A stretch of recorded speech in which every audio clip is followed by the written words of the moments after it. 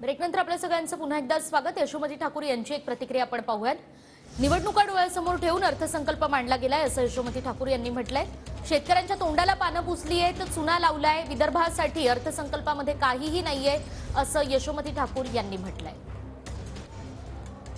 हे शेतकऱ्यांच्या तोंडाला पानं पुसलेली आहेत, चुना लावलेल्या आहेत।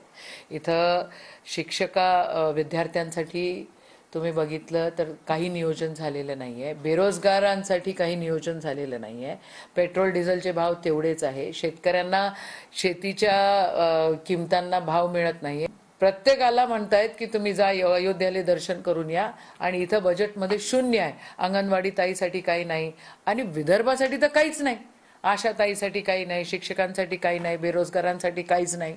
आणि म्हणून हे बजेट अतिशय फेलियर असं बजेट आहे। उद्याच्या भविष्यासाठी इथं नियोजन त्या ठिकाणी झालेलं नाही।